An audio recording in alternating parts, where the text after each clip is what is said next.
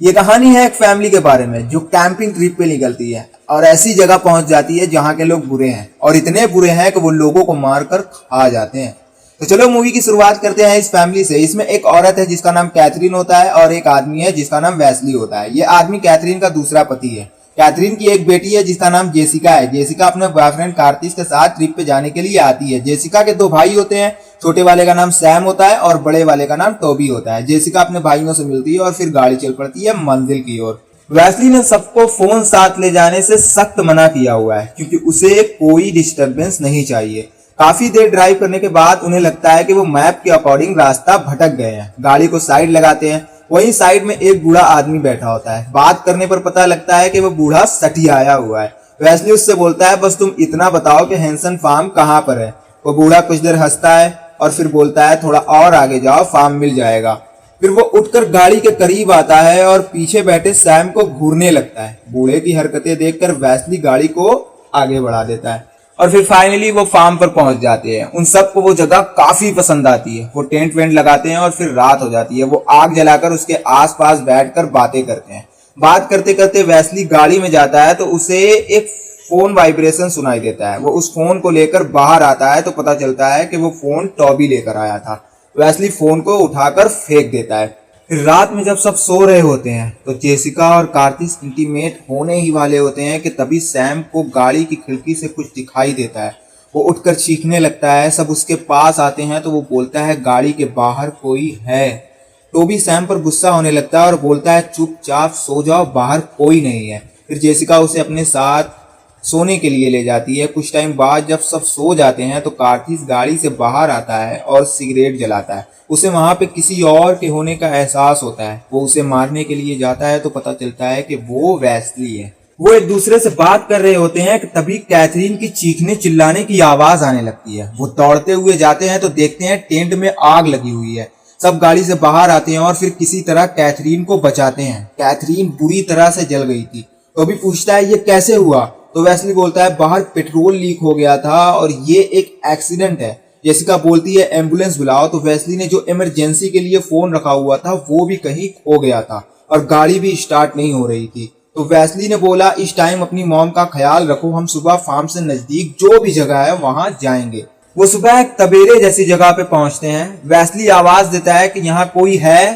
तभी पीछे से एक लड़का निकलता है जिसका नाम सिमोन हैंसन होता है। वो अपने चेहरे पर चमड़े का मास्क पहना होता है। वो एक भयंकर लकड़ी काटने वाली मशीन को खींचते हुए लेकर आता है। जेसिका उसे देखकर डर जाती है। वेस्ली उससे बोलता है, मेरी बीवी घायल है, हमें एम्बुलेंस बुलाने के लिए फोन चाहिए। तभी पीछे से आवाज आती है, नहीं मिलेगा। ये वही बूढ़ा आदमी था जो रास्ते में मिला था। इसका नाम हैंसन है। वो बंदूक लेकर खड़ा था। वेस्ली बोलता है, मैं पुलिस वाला हूँ। फिर जेसिका बोलती है, प्लीज क्या हम यहाँ से जा सकते हैं? हैंसन बोलता है, तो आप सब गलत जगह पे आए हैं। और फिर वो वेस्ली को शूट कर देता है। वहां पर अफरा तफरी का माहौल हो जाता है। हैंसन उन सब पर गोलियां बरसाता है और फिर कार्तिस के पीछे जाता है और उसके पिछवाड़े में खुरपी घुसा देता है। कार्तिस वहीं बेहोश हो जाता है। वहीं दूसरी तरफ सिमोन मशीन लेकर जेसिका के पीछे पड़ा होता है। हैंसन वहां भी पहुंचता है और जेसिका को भी बेहोश कर देता है। और जब उसे होश आता है तो दिखता है कि वो सब जेल नुमा बने पिंजड़े में बंधे होते हैं। जेसिका अपने भाई सैम को तड़पते हुए देख नहीं पाती और वो उसके हाथों को रस्सी खोलने लगती है। तभी पीछे से सिमोन गरम लोहे से जेसिका का हाथ जला देता है।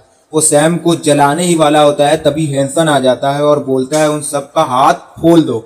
और फिर वो पिंजड़े के दरवाजे में करंट दौड़ा देता है। हैंसन वहीं पे बैठकर अपनी कहानी सुनाने लगता है। कई साल पहले सिमोन जब छोटा था तो उसे दो लड़के टॉर्चर करते थे। एक दिन उन दोनों लड़कों ने सिमोन को एक बोरे में भर दिया और उसे पीटने लगे और फिर उस बोरे में आग लगा दी। सिमोन के पेरेंट्स जैसे ही देखते हैं दौड़ते हुए उसके पास आते हैं, पर जब तक वो पहुंचते हैं सिमोन का चेहरा बुरी तरह से जल चुका होता है। सिमोन की माँ ये देखकर खुद को आग लगाकर सुसाइड कर लेती है। हैंसन इस वजह से बहुत दुख में होता है और वो टूट चुका होता है। सिमोन अपने पूरे चेहरे पे कपड़ा बांध कर रहता है और सिमोन की माँ का कंकाल अभी भी घर में रखा होता है। फिर एक दिन हैंसन बंदूक लेकर उन लड़कों के घर पहुंचता है अपना बदला लेने के लिए। पहले उसके पेरेंट्स को मारता है और फिर उन लड़कों को। और फिर उन्हें कैद कर लेता है। उसके बाद उन्हें तड़पाने के लिए उनके लड़कों के चेहरे से चाम उतार लेता है और उन्हें जानवर से भी बदतर बना देता है। ये कहानी सुनाने के बाद हैंसन बोलता है, इस भयानक जेल में अटकने वाली तुम्हारी फैमिली पहली नहीं है। फिर वो सैम को उठाकर ले जाते हैं। कैथरीन कहती है, हमें सैम को बचाना होगा। वेस्ली कहता है, हम कुछ नहीं कर सकते, गाड़ी खराब हो गई है और यहाँ दूर दूर तक हमारी मदद करने वाला कोई नहीं है। टोबी कहता है, मैं चुपचाप बैठा नहीं रह सकता। वेस्ली कहता है, दरवाजे इलेक्ट्रीफाई हैं, छूते ही जलकर खाक हो जाओगे। फिर जेसिका बोलती है, आपस में लड़ना बंद करो, हमें मिलकर कोई हल निकालना होगा। कार्तिस उन सब से तंग आकर गुस्से में दरवाजा खोलता है और बिजली उसके हाथों को खत्म कर देती है। वो रेंगता हुआ बाहर निकलता है, तभी सिमोन आ जाता है और उसे हथौड़े से मार मार कर उसकी खोपड़ी तोड़ देता है। रात में जब सब सो रहे होते हैं तो सिमोन आता है और वेस्ली को ले जाता है। तभी टोबी की आंखें खुल जाती है। वो कैथरीन को जगाता है और बताता है कि उस आदमी ने वेस्ली को छोड़ दिया। शायद ये सब वेस्ली का ही किया धरा हो, उसने ही हमें फंसाया हो। कैथरीन ये मानने को तैयार नहीं थी, पर ये सच था। वेस्ली ने एक मीट ईटर्स नाम के बंदे से इस फैमिली को फार्म तक लेकर आने की डील की थी। उसे इसके बदले पैसे मिलते हैं। वो पैसे लेकर गाड़ी में आता है। उसके बाद पीछे से सिमोन भी आ जाता है और उसे बेहोश कर देता है और वापस पिंजरे में डाल देता है। वेस्ली बोलता है, ये एक डील थी बेवकूफ, मुझे यहाँ से बाहर निकालो और मेरे पैसे दो। कैथरीन को अब सब समझ आ जाता है। वो कहती है कि अगर मैं यहाँ से बच निकली तो तुम्हारी जान ले लूंगी। वेस्ली कहता है, मैंने तुम्हारा मांस उन किसानों को बेच दिया है और अब वो तुम सबको बोटी बोटी करके खा जाएंगे, और टेंट में भी मैंने ही आग लगाई थी। तभी पीछे से टोबी उसके गले में सिक्कर डालकर खींचता है और वेस्ली की गर्दन तोड़ देता है। फिर सिमोन आता है और टोबी के गले में कुत्ते का पट्टा डालकर उसे खींचते हुए लेकर चला जाता है। एक रूम में जाने के बाद सिमोन आरी से काटकर टोबी के चेहरे से चाम को उतारने की कोशिश कर रहा होता है। टोबी अपने हाथों की रस्सी को धीरे धीरे खोल रहा होता है। जैसे ही रस्सी खुलती है, टोबी एक छड़ उठाता है और सिमोन की गर्दन के आर पार कर देता है। सिमोन गिर जाता है। फिर टोबी खेत जोतने वाले हल से उसकी पीठ को खन देता है। सिमोन वहीं दम तोड़ देता है। तभी हैंसेन के आने की आवाज सुनाई देती है। टोबी सिमोन को उठाकर उसके बेड पर लिटा देता है। हैंसेन आता है तो उसे लगता है कि सिमोन सोया हुआ है और फिर वो चला जाता है। जेसिका को एक आइडिया आता है। वो अपनी मॉम से कहती है, हमें वेस्ली का खून चाहिए। पहले तो कैथरीन मना करती है, पर फिर वेस्ली की टांगों को अपने दांतों से काटकर उसका खून चूसती है और एक कटोरे में इकट्ठा करती है। फिर किसी तरह उसे जेसिका को पास करती है। जेसिका खून को उस जनरेटर पर फेंकती है जिसमें से पिंजरे में करंट आ रहा होता है। जनरेटर फ्यूज हो जाता है और वो पिंजरे से बाहर निकल जाती है। तो दरवाजा खोलने की कोशिश करती है, पर वो बाहर से बंद होता है। वहीं दूसरी तरफ टोबी वहां से निकलने की कोशिश कर रहा होता है। वो सिमोन का कपड़ा और मास्क उतार कर खुद पहन लेता है और उसकी मशीन लेकर बाहर निकलता है। वो जैसे ही अपनी माँ और बहन को बचाने के लिए अंदर आता है, जेसिका उसे हथौड़े से मारकर बेहोश कर देती है। उसे लगता है वो सिमोन है और फिर उसे खींचते हुए एक भट्टी में छुपा देती है और उसकी मशीन से अपनी माँ के पिंजरे को काट रही होती है। तभी हैंसेन के आने की आवाज आती है तो वो एक मास्क के डब्बे में खुद को छुपा लेती है। हैंसन आता है तो पूछता है, तुम्हारे बच्चे कहाँ गए? कैथरीन कहती है, उन्हें तुम्हारा बेटा ले गया। हैंसन उस डब्बे को चेक करता है और उसे अपनी गाड़ी में लोड करवा देता है। वो सिमोन के पास जाता है तो देखता है वो मरा हुआ अपने बेड पे पड़ा है। वो वापस कैथरीन के पास आता है और उससे पूछता है, तुम्हारा बेटा कहाँ गया? उसने मेरे बेटे की हत्या कर दी है, मैं उसे मार दूंगा। कैथरीन कहती है, और वो भी मौका मिलते ही तुम्हें मार देंगे। मेरे बच्चे यहाँ से बच निकले हैं। हैंसेन कहता है, यहाँ से बस एक आदमी बचकर निकला है जिसका नाम एल्बर्ट था। ये वही आदमी था जिसके बेटों ने मेरी और मेरे परिवार की जिंदगी बर्बाद कर दी। मैंने जिस औजार से उसकी बीवी का हाथ काटा था, उसी औजार से वो अपनी बीवी और दोनों बेटों का पैर काटकर यहाँ से भाग गया।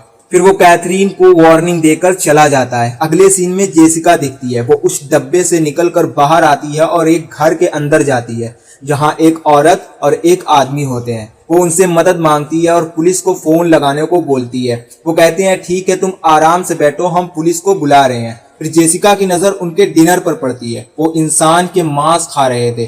जेसिका एक बोतल फोड़ती है और उस औरत के गर्दन पर रखकर उसे बुलाने को कहती है जो इनको ये मांस सप्लाई करता है। वहीं दूसरी तरफ टोबी को होश आ जाता है। वो अंदर तड़प रहा होता है। कैथरीन टोबी को अंदर देखकर शॉक हो जाती है। टोबी कहता है, मॉम मुझे यहाँ से बाहर निकालो। कैथरीन कहती है काश मैं ऐसा कर पाती, मुझे माफ कर दो, मुझे नहीं पता था वो तुम हो। वहीं दूसरी तरफ जेसिका उन दोनों हस्बैंड वाइफ को बांधकर मीट ईटर्स का इंतजार कर रही होती है। वो आदमी आता है, जेसिका उसके पीछे मशीन लेकर खड़ी हो जाती है। ये वही एल्बर्ट्स होता है जो हैंसन के फार्म से बच निकला था। जेसिका उसे मारकर बेहोश कर देती है और उसकी गाड़ी लेकर फार्म पे आती है। वो एक सिक्कड़ लेकर अंदर जाती है और कैथरीन के पिंजरे में फंसा देती है और बोलती है हमें जल्दी यहाँ से निकलना होगा। कैथरीन टोबी को बचाने के लिए उस भट्टी के दरवाजे में वो सिक्कड़ फंसा देती है। तभी हैंसन भी आ जाता है और बाहर जेसिका गाड़ी को आगे बढ़ा देती है। हैंसन कैथरीन को शूट कर देता है। टोबी भट्टी से बाहर निकलता है और हैंसन के ऊपर चढ़ जाता है। तभी जेसिका बाहर से दौड़ते हुए आती है और टोबी को शूट कर देती है और फिर हैंसन को अपने साथ ले जाती है, उसे एल्बर्ट से मिलाती है। हैंसन उसे देखकर आग बबूला हो जाता है। जेसिका उसे बताती है ये वही मीट ईटर्स है जिसके लिए तुम लोगों को मारते हो। फिर एल्बर्ट्स बोलता है मैंने सालों से तुम्हें अपना आज्ञाकारी कुत्ता बनाकर रखा हुआ है, अपनी बीवी बच्चों का बदला लेने के लिए। वो एक दूसरे को काफी देर तक कोसते हैं और गालियां देते हैं। हैंसन उसे बताता है कि तुम्हारे बच्चों को मैंने अब तक जिंदा रखा हुआ है। जेसिका एल्बर्ट्स को पेन और पेपर देती है और बोलती है मुझे उन सब के नाम बताओ जो इंसानों के मांस खाते हैं जिन्हें तुम सप्लाई करते हो। पर एल्बर्ट्स नहीं बताता। जेसिका उसके मुंह में खौलता हुआ पानी भर देती है, उसे खून की उल्टियां होने लगती है। फिर वो बोलता है मुझे मेरे बेटों के पास ले चलो, उसके बाद बताऊंगा। जेसिका बोलती है पहले मुझे नाम बताओ, उसके बाद तुम जहां जाना चाहोगे मैं तुम्हें ले जाऊंगी। फिर वो आखिर में उस पेपर पे सबके नाम लिखता है। जेसिका उसे उसके बेटों के पास ले जाती है। वो दोनों जानवर बन चुके थे। वो एल्बर्ट्स पर झपट पड़ते हैं और उसे नोच खाते हैं। जेसिका वहां से अपने भाई सैम को छुड़ा लाती है और अपनी मॉम से बोलती है आप सैम को लेकर घर जाओ।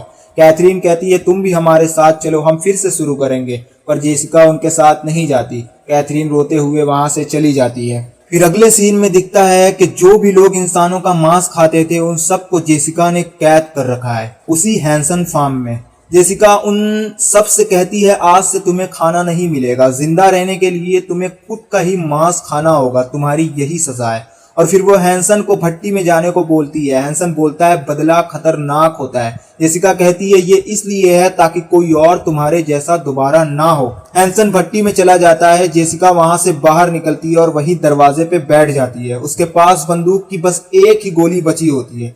वो गोली को गन में लोड करती है और यहीं पे मूवी खत्म हो जाती है। मुझे लगता है उसने सुसाइड कर लिया होगा।